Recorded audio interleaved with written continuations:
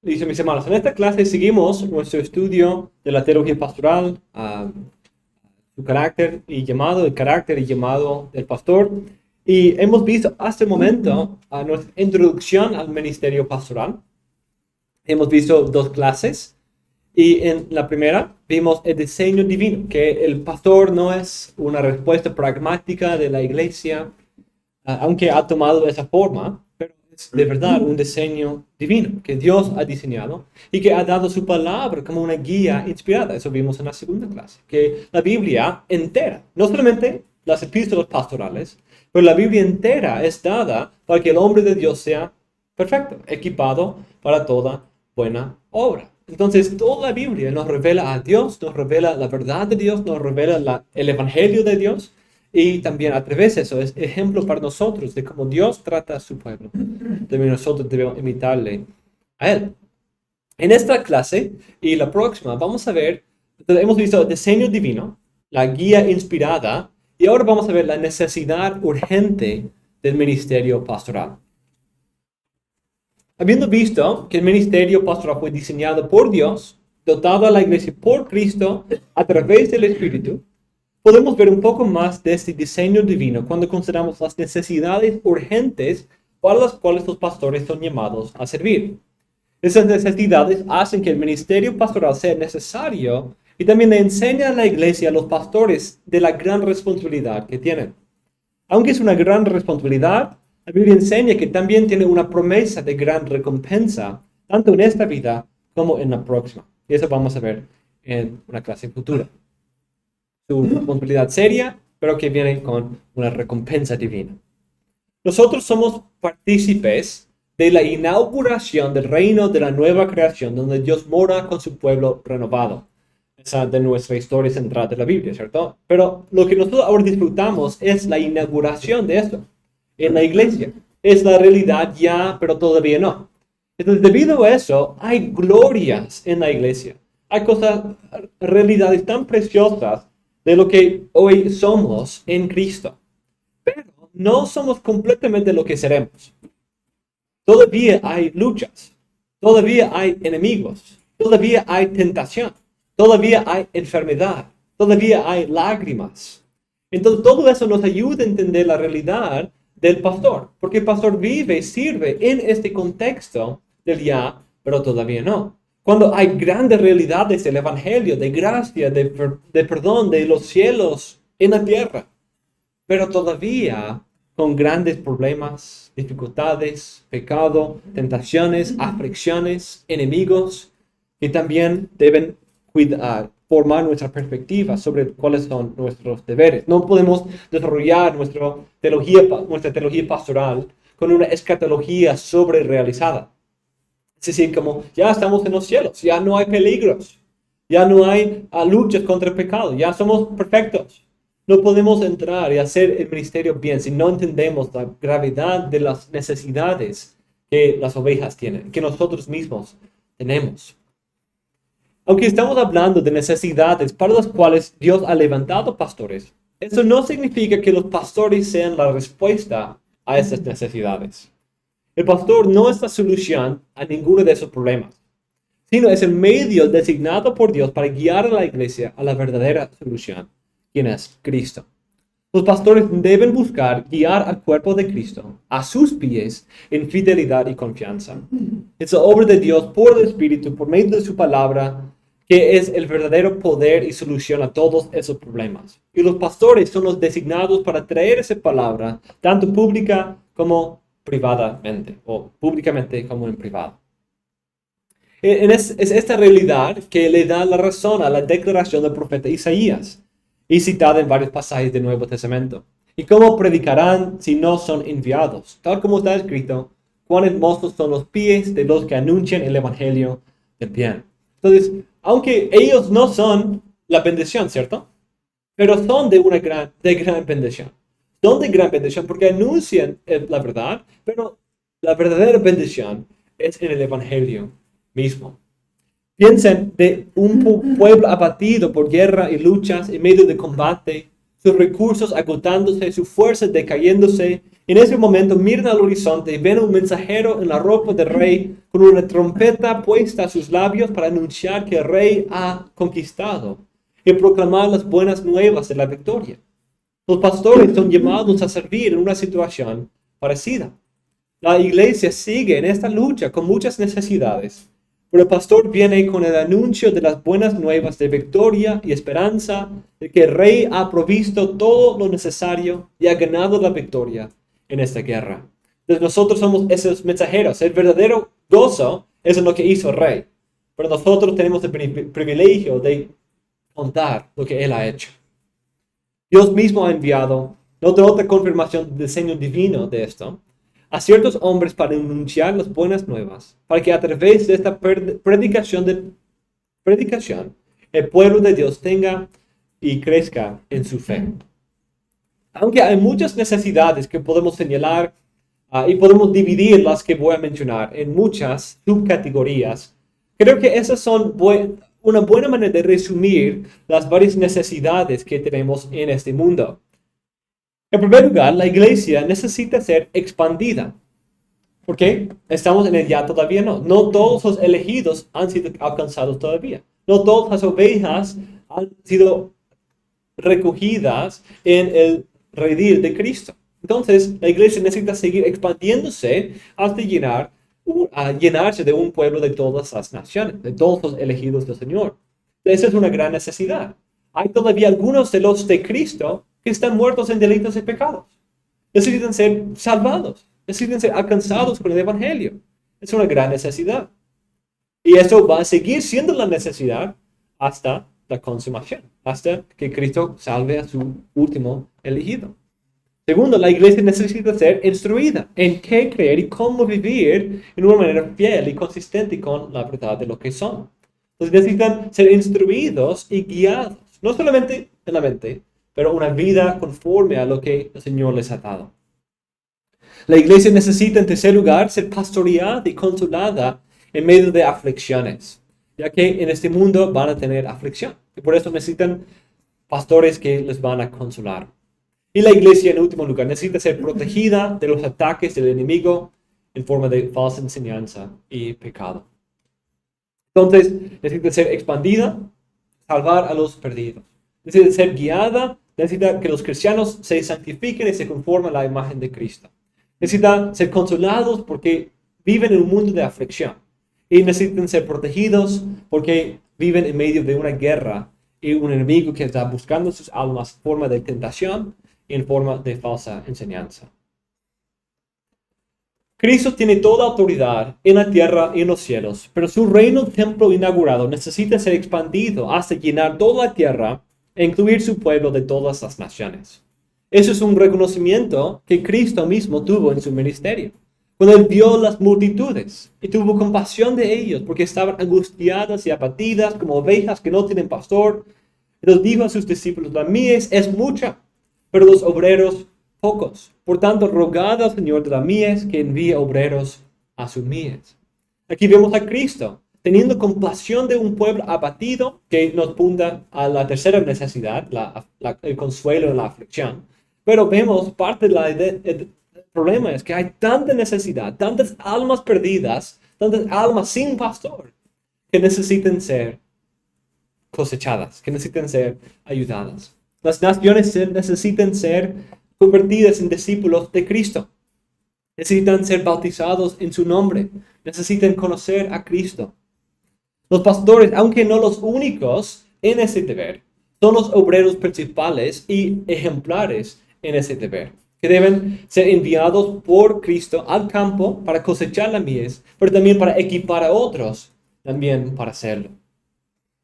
Pablo también guiaba su ministerio, aunque en una forma más misionera, por este principio. Entonces, no solamente el pastor, pero Pablo como un tipo de misionero que viajaba a varias partes, aunque había predicado en varios lugares y se regocijaba en esa obra, el fruto que había visto, sabía que había otros lugares donde Cristo no era ya conocido, y la necesidad seguía.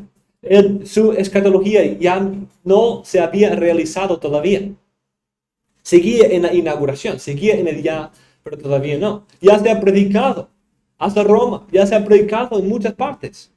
Pero de esa manera me esforcé en anunciar el Evangelio, no donde Cristo era ya conocido, para no edificar sobre el fundamento de otro, sino como está escrito, aquellos a quienes nunca les fue anunciado acerca de él verán, y los que no han oído entenderán.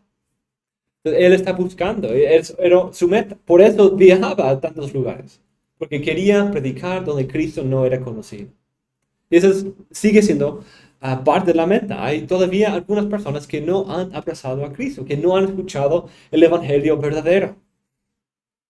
Pablo quería ver a Cristo predicado en todo el mundo, porque todos los oídos que no habían escuchado de Cristo escuchen las buenas nuevas de su salvación. Sabía que Dios era paciente para asegurar la salvación de su último elegido, y por eso dijo a Timoteo, por tanto todo lo soporto por amor a los escogidos, para que también ellos obtengan la salvación que está en Cristo Jesús, y con ella la gloria eterna. Pablo sufría, servía, se gastaba, avanzaba a nuevos territorios, plantaba iglesias, entregaba la sana doctrina a hombres fieles, organizó para la ordenación de pastores en cada iglesia, para que los escogidos sean salvados, para que la iglesia se expanda, el reino de Dios venga y para que el reino de Dios se multiplicara, se fructificara y llenara todas las naciones. La Biblia también enseña que el método principal, aunque no el único, que Dios había escogido para la salvación de su pueblo, es la predicación de la palabra. Como Pablo dice en 1 Corintios 1:21, porque ya que en la sabiduría de Dios el mundo no conoció a Dios por medio de su propia sabiduría, agradó a Dios mediante la necedad de la predicación salvar a los que crean. Otro ejemplo de ese tema bíblico-teológico, como Dios no hace las cosas conforme al hombre, sino a través de lo que es para el hombre necedad, el Señor trae la verdadera sabiduría, la salvación a través de la predicación. Por esto, para ver los elegidos salvados, la palabra debe ser predicada. Y para que se pueda predicar, Dios tiene que enviar mensajeros y embajadores equipados con el ministerio de la reconciliación para rogar de parte de Dios que el mundo perdido se reconcilie con Él a través de Cristo. Es la predicación de Cristo que hace resplandecer la luz de Dios en las tinieblas de los corazones entenebrecidos por Satanás, según 2 Corintios 4. Y es la misma verdad que vemos en Romanos 10. Que cómo van a creer, cómo van a invocar el nombre de Dios y ser salvos si no han creído. Y cómo van a creer si no han oído. Y cómo van a oír si no predican. Y cómo van a predicar si no son enviados. Y de ahí, cuán hermosos son los pies de los que anuncian el evangelio del bien. Entonces, si la salvación viene viene solamente a los que invocan el nombre del Señor y creen en Él, ¿cómo van a hacer eso sin la predicación del Evangelio? Entonces, el ministerio pastoral debe entenderse a la luz de esta gran necesidad de predicar el Evangelio, que es el poder de Dios para la salvación de todo el que cree. Primero, del judío primeramente y también del griego. Entonces, con esto vemos la primera necesidad. La iglesia necesita expandirse. Entonces, la iglesia nunca debe decir, pues ya estamos bien, somos la iglesia perfecta, ya somos todos maduros, somos los únicos aquí en esta ciudad, somos el remanente, y ya no mirar hacia atrás, hacia afuera. Porque todavía estamos en el ya, pero todavía no. Esa iglesia no es la expresión de los cielos todavía. Porque todavía hay perdidos que necesitan escuchar el evangelio. Todavía hay almas perdidas que el Señor ha escogido. Algunas de las cuales Dios ha escogido para escuchar el evangelio y ser salvas. Entonces necesitamos tomar eso en cuenta. El ministerio pastoral debe predicar la palabra del evangelio, debe ilustrar y ejemplificar esto a la iglesia y debe liderar ese cargo, esa comisión de predicar el evangelio a los perdidos. Pero la segunda necesidad es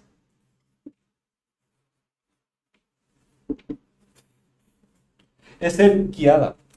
Una vez convertida, no es simplemente convertir y de ahí dejarlo, ¿cierto? Sino es hacer discípulos, es hacer seguidores de Cristo. Personas que han tomado su cruz y le siguen. que le imitan, que viven conforme a Él, enseñándoles a guardar todo lo que os he mandado. Esa es parte de la Gran Comisión.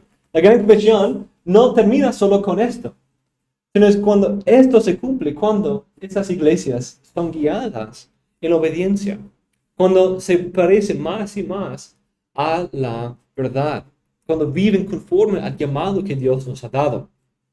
La Biblia enseña que la iglesia es el banco donde Dios mismo ha depositado la fe del Evangelio, la verdad. Te escribo estas cosas esperando ir a ti pronto, pero en el caso de que me tarde, te escribo para que sepas cómo debe conducirse uno en la casa de Dios, que es la iglesia del Dios vivo, columna y sostén de la verdad. Indiscutiblemente grande es el misterio de la piedad. Él fue manifestado en la carne, vindicado en el Espíritu, contemplado por ángeles, proclamado entre las naciones, creído en el mundo, recibido arriba en gloria. Entonces, esa es una expresión pequeña de la verdad que Dios nos ha dado. La verdad, la sana doctrina.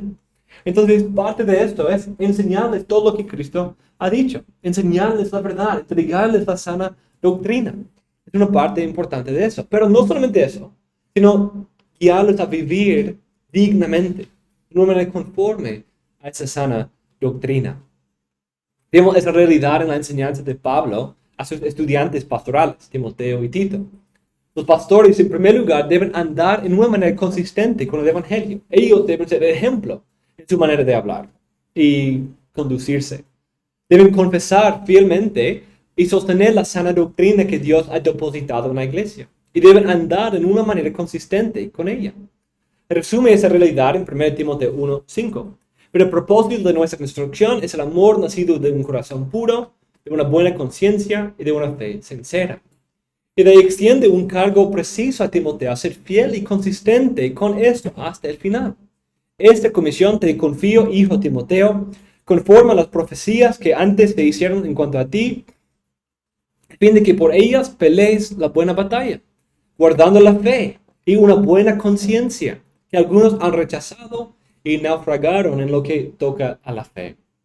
La iglesia ha recibido un cargo especial que de andar en amor, una limpia conciencia y una fe sincera. Y es la responsabilidad de los pastores ejemplificar esto a la congregación. Además, parte de ese depósito a la iglesia era la sana doctrina, es decir, una fe que deben confesar. Tito, Pablo lo hace claro que la responsabilidad del pastor a un nivel especial es guardar y retener la palabra de la sana doctrina. Ese es uno de los requisitos, de hecho. Reteniendo la palabra fiel, que es conforme a la enseñanza, para que sea capaz también de exhortar con sana doctrina y refutar a los que contradicen. Entonces, la iglesia debe ser guiada en esta verdad que Dios, esa fe, una vez entregada a los santos. Eso es parte de los requisitos para ser un pastor. Pero no es solamente necesario retenerla y confesarla con su propia boca, sino debe enseñar a la iglesia la sana doctrina para que ellos crezcan en la verdad.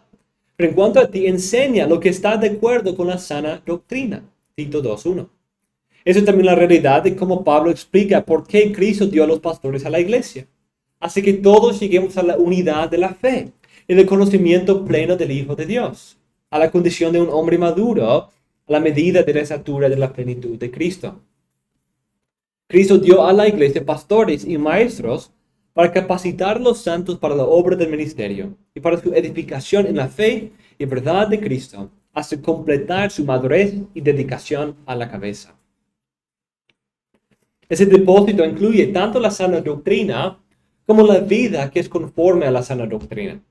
Entonces, por eso no es solamente el ministerio busca llenar la mente de las personas, sino necesitan la verdad, necesitan sostener la sana doctrina, pero tienen que vivir conforme a la sana doctrina. Pablo resume los pecados que la ley condena como cualquier otra cosa que es contraria a la sana doctrina. El pecado y la sana doctrina son enemigos. La sana doctrina y el pecado no pueden ir de la mano.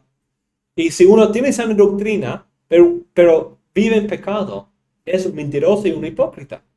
Porque la sana doctrina conduce a un sano caminar. Quizás uno esperaría encontrar una lista de errores o doctrinas falsas en ese contexto, ¿cierto? Cualquier otra cosa en contra de la sana doctrina, como el arrianismo, el docetismo, el mormonismo, los testigos de Jehová, todo eso. Pero está diciendo odio a sus padres, lujuria, envidia, pecados. No necesariamente doctrinas, aunque doctrinas también, porque hay algo definido. Pero esa doctrina debe producir una vida consecuente. Para Pablo, la doctrina y la ética, la ortodoxia y la ortopraxia van de la mano. Por lo tanto, en su instrucción a Timoteo y Tito, y también las otras iglesias, Pablo enfatiza la verdad que creemos y cómo se ve la vida que es consistente con ella. Por ejemplo, eso es de hecho lo que Pablo hace en tanto 1 Timoteo como en Tito. Él está diciendo, predica la verdad, predica la palabra, vive conforme a esto, pero también ayuda a los ricos, a los siervos, a las viudas, a las mujeres, a los jóvenes, a todos esos grupos de personas. Ayúdales a vivir conforme a esto. Mándales eso, exhórtales en esto, para que adornen el evangelio, para que no traigan blasfemia contra el evangelio. Esa es la idea, está mostrándoles, esta es la verdad que predicar, predica lo que es conforme a la sana doctrina y mándales, exhórtales en esta manera de vivir. Dice en Tito, porque esto es bueno y agradable delante de Dios, nuestro Salvador, de cual quiere que todos los hombres sean salvos y vengan a pleno conocimiento de la verdad. Porque hay un solo Dios y también un solo mediador entre Dios y los hombres, Cristo Jesús, hombre, quien se dio a sí mismo en rescate por todos, dado a su debido tiempo. Para esto yo fui constituido predicador y apóstol, digo la verdad en Cristo, no miento, como maestro de los gentiles en fe y verdad. Eso es 1 Timoteo 2, no Tito 2. Pero esta enseñanza doctrinal es la base para qué práctica. ¿Cómo empieza 1 Timoteo 2? La oración por todos los hombres. Yo deseo que se hagan rogativos y oraciones por todos los hombres. ¿Por qué? Eso es bueno y agradable a Dios, que quiere que todos los hombres sean salvos. Entonces, esa verdad de lo que Dios ha hecho en Cristo provee el fundamento por cómo oramos y rogamos a favor de otros, nuestros príncipes y otros hombres también. En la iglesia vive en su vida de oración la verdad que predican en su púlpito. O esa es la meta, ¿cierto? Muchas iglesias no hacen eso, pero ese es el problema. Y por eso necesitamos pastores que van a guiar a la iglesia en esas cosas, como Pablo le está mandando a Timoteo aquí. Pablo habla de varias clases de personas en 1 Timoteo y también en Tito, y describe una manera de vivir que es conforme a la fe que profesan. Por ejemplo, a las mujeres habla de modestia y buenas obras, como corresponde a las mujeres que profesan la piedad. Además, en cuanto a la piedad, el cuidado de las viudas, dice, pero si alguna viuda tiene hijos o nietos, que aprenden estos primero a mostrar piedad para con su propia familia y a recompensar a sus padres, porque esto es agradable delante de Dios. Pablo expone una manera apropiada para tratar las viudas en la familia que es agradable delante de Dios. Es consistente con la voluntad y verdad de Dios que la familia cuide de sus propias viudas, especialmente los hijos. Además, Pablo explica la importancia de este principio al final del párrafo, diciendo, ordena también esas cosas para que sean irreprochables, porque si alguno no provee para los suyos, y especialmente para los de su propia casa, ha negado la fe, y es peor que un incrédulo. Entonces, noten eso. Su vida niega la fe que quizás profesan con sus palabras. Su carácter, como viven, contradice lo que dicen con sus palabras. Entonces, eso es algo muy importante, un principio muy importante, y es lo que yo quiero decir con esto de guiar. No solamente decir buenas cosas, es vivir conforme a eso. Y esa es la obra que la iglesia necesita. Todos los que están bajo yugo como esclavos consideran a sus propios amos como dignos de todo honor, porque en nombre de Dios y nuestra doctrina no sean blasfemados. Y los que tienen amos que son creyentes no les faltan el respeto, porque son hermanos, sino sírvenles aún mejor, ya que son creyentes y amados los que se benefician de su servicio. Enseña y predica estos principios. Es lo que Pablo le manda a Timoteo. Tito 2 hace exactamente lo mismo. Enseña y predica esos principios. Y vemos el ejemplo de Pablo haciendo eso en sus otras cartas, ¿cierto? Efesios, Colosenses. Pablo, no, en 1 Timoteo y Tito, está diciéndole a Timoteo y Tito que hagan esto. Pero en sus cartas a las iglesias, que van a ser leídas como un sermón a distancia, ¿qué hace? Él habla a las esposas, a los maridos, a los hijos, a los padres, a los amos, a los siervos, a los ricos, a los pobres, a los que antes eran ladrones. Habla a toda clase de personas para asegurar que ellos en su contexto viven de manera consecuente con la verdad que profesan. Pablo en Tito 2, enseña lo que está de acuerdo con la sana doctrina. Y eso no es la deidad de Cristo, la Trinidad, aunque sí es eso, pero lo que describe en el resto del capítulo es respeto entre los hermanos, una vida de sumisión en nuestro trabajo, una vida de amor entre hermanos. Es una vida consecuente. Una manera frecuente que Pablo habla de esa realidad es por buscar evitar el reproche del Evangelio. Como manda a Timoteo muy enfáticamente al final de su primera carta. Te mando delante de Dios, nota eso. Llama a Dios como testigo, que da vida a todas las cosas. Y de Cristo Jesús, que dio testimonio de la buena profesión delante de Poncio Pilato, y guardes el mandamiento sin mancha ni reproche hasta la manifestación de nuestro Señor Jesucristo. Esto es imperativo tanto para los pastores como sus ovejas. Segundo Timoteo, Pablo habla muy claramente de esa conexión y la responsabilidad que el pastor tiene de ser un ejemplo y un maestro de esta unión de la fe y vida. Dice a Pablo a Timoteo en capítulo 1. Pablo a Segundo Timoteo 1, 13 a 14. Retén la norma de las palabras sanas que has oído de mí, en la fe y el amor en Cristo Jesús. Guarda mediante el Espíritu Santo que habita en nosotros el tesoro que te ha sido encomendado. Noten la conexión interesante aquí. ¿Qué es ese tesoro? ¿Cuáles son esas palabras sanas? Son fe y amor. Fe y amor. Pero, sí, vida, pero fe y amor. Fe y amor. Esa es la idea también de Juan. Conecta la verdad y amor. Y esas dos cosas van de la mano. A veces tendemos a separar. Algunos dicen, no, no, amor, no importa si tengamos diferencias doctrinales. Y otros dicen, pues solo importa la doctrina y no te amo, no te voy a amar de todos modos. Pero hay un balance aquí.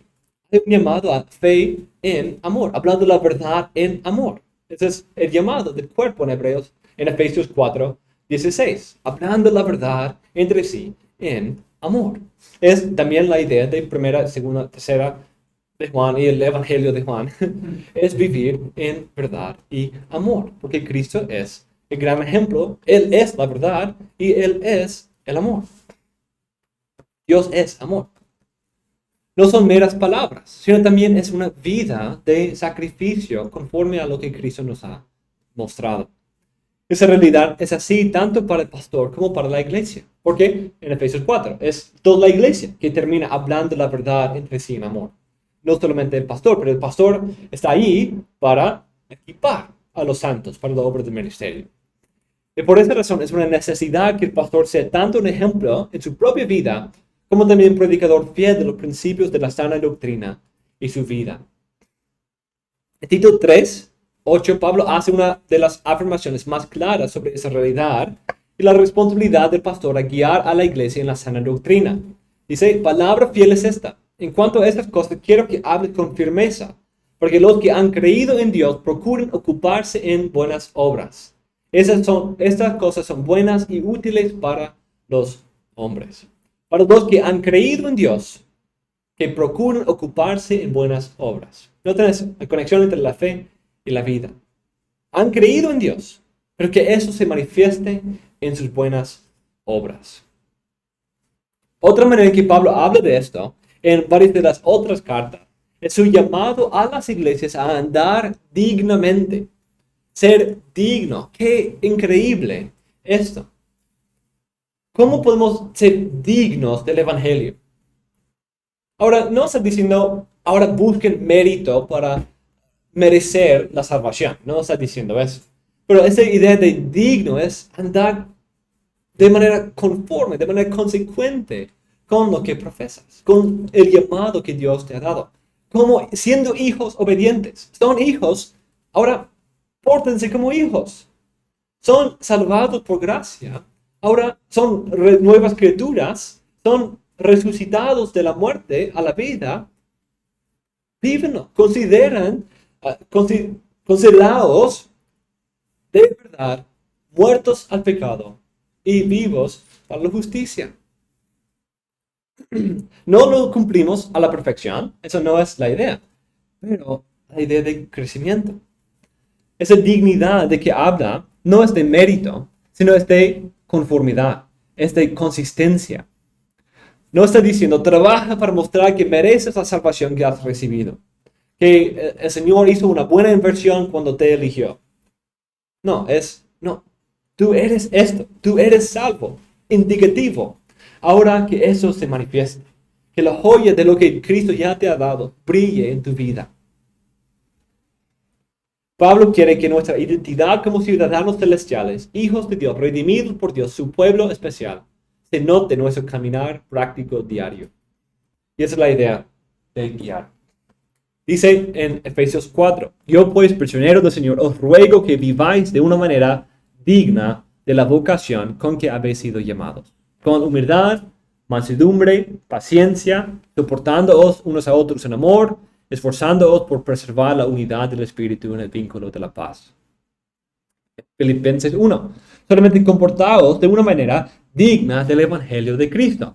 De modo que ya sea que vaya a veros o que permanezca ausente, pueda oír que vosotros estáis firmes en un mismo espíritu, luchando unánimes por la fe del Evangelio.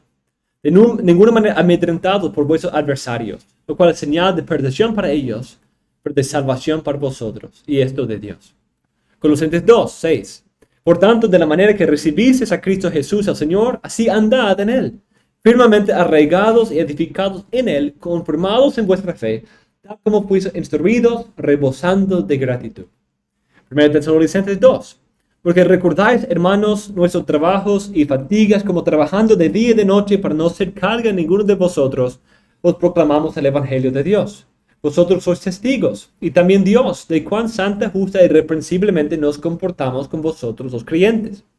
Así como sabéis de qué manera os exhortábamos, alentábamos, implorábamos a cada uno de vosotros, como un padre lo haría con sus propios hijos, para que anduvierais como es digno de Dios que os ha llamado a su reino y a su gloria. O luego en capítulo 4. Por lo demás, hermanos, os rogamos pues y os exhortamos en el Señor Jesús, que como habéis recibido de nosotros instrucciones acerca de la manera en que debéis andar y agradar a Dios, como de hecho ya andáis, así abundéis en ello más y más. Esa es la idea del pastor, exhortándolos como un padre a sus hijos, para que anden conforme de manera digna del llamado a reino y gloria de Dios. Somos partícipes de la gloria, de la forma inaugural del templo reino eterno de Dios. Somos ciudadanos de los cielos. Y que eso sucede en nosotros como ya sucede en los verdaderos cristianos. Pero también que se abunden más y más. Que crezcan más y más hasta llegar a la plenitud de la estatura de Cristo.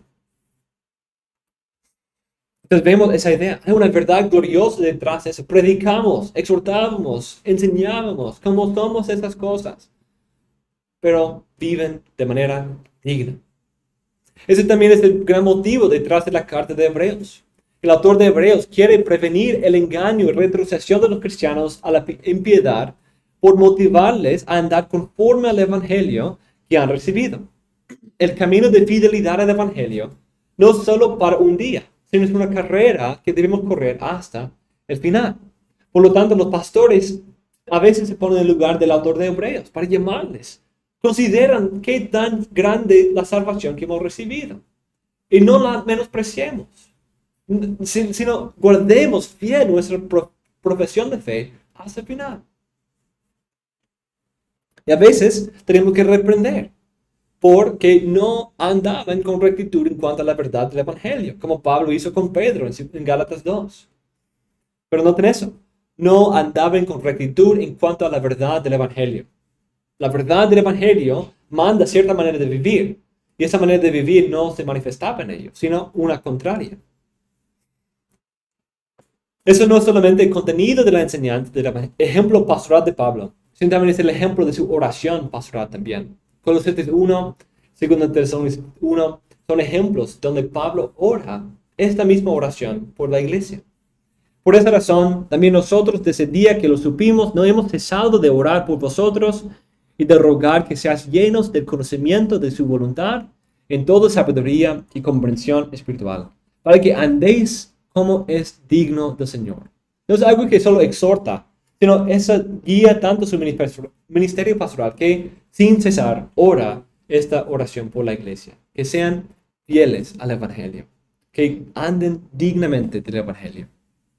O 2 Tesalonicenses 1.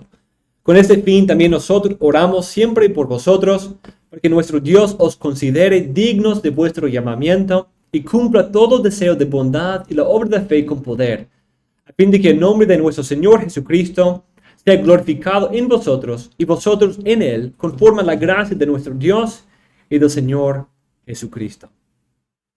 Entonces vemos en Pablo, sobre todo, un gran ejemplo de guía, un gran ejemplo de esta necesidad de guía. Pero sigue hasta el día de hoy, porque la iglesia siempre está en esa lucha con el pecado, lucha con el caerse de esta profesión de fe, la hipocresía. Siempre esos engaños del enemigo están ahí. Y por eso necesitamos ser guiados en cuál es la verdad, crecer en conocimiento, para que lleguemos a la unidad de la fe, pleno conocimiento. Pero para que eso también se refleje en una madurez cristiana también, en hablar la verdad en amor, hablando la verdad en amor, viviendo de manera digna la verdad que profesamos, que nuestras palabras, la palabra del Evangelio sea adornada con la vida que la iglesia lleva. Entonces, esa es la idea del pastor, las primeras dos necesidades por las cuales el Señor ha enviado a los pastores: expandir la iglesia, predicar el Evangelio, hacer discípulos de Cristo, pero de verdad hacer discípulos, hacerlos como Cristo, conformarlos a la imagen de Cristo a través de la verdad y con el poder del Espíritu. Y vamos a ver las otras dos en la próxima clase.